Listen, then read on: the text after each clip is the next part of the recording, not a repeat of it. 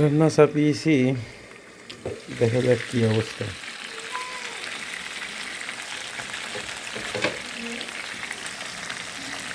মাংস তো সেই আকারে কালার নিয়ে আছে মাংস।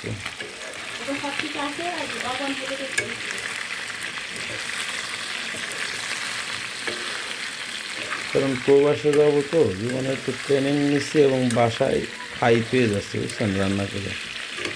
এই যে মাংসের কালার বাদামি হওয়া না পর্যন্ত এই মশলা দেওয়া যাবে না, হ্যাঁ।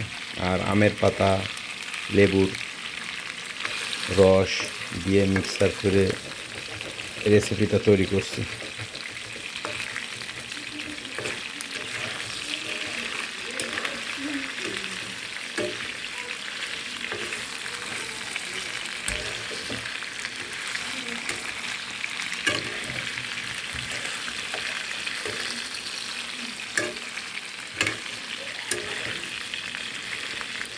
কেউ যদি আমার হাতে রান্না খেতে চান অবশ্যই কমেন্ট করে জানাবেন।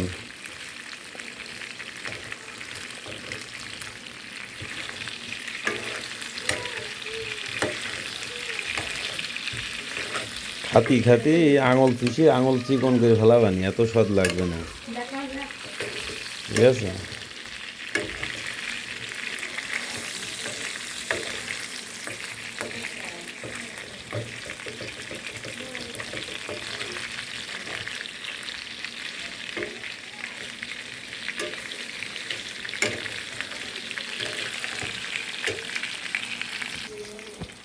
আমার গিন্নি বলছে পোলট্রির গোশ আমি এইভাবেই রান্না করি মুরগির। তা আমি এবার বললাম যে ভুড়ি ঝোল করো কেন, তাই রাখতে চলে গিয়েছে। এখন কি আর করা যায় গাইস, নিজে নিজেই কষ্ট করে রান্না করতে হবে। রান্না কমা পারিনি, ঠিক আছে। তো মেয়েদের ছাড়া স্বাদ হবে, এটাই কোনটা। এই যে কি সুন্দর করে নাচছি দেখেন।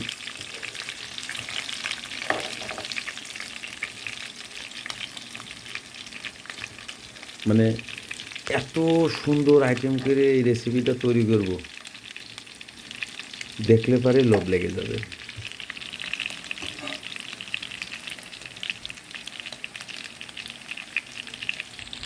এখন প্রায় প্রায় শেষের দিকে আমাদের রান্নার মাংস কষানো এবং ভাজি করা।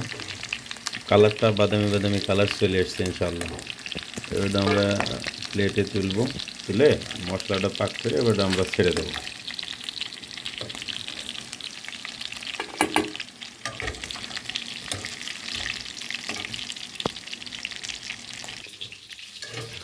মাংসের ভিতরে নারকেল দেব,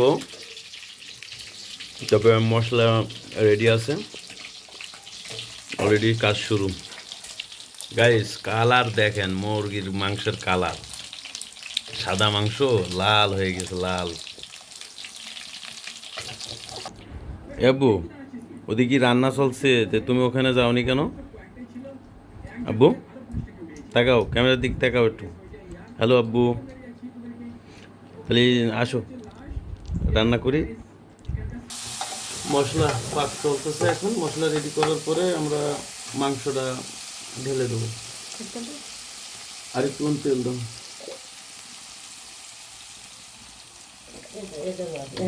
মশলাটা ভালো করে পাক করে নাও।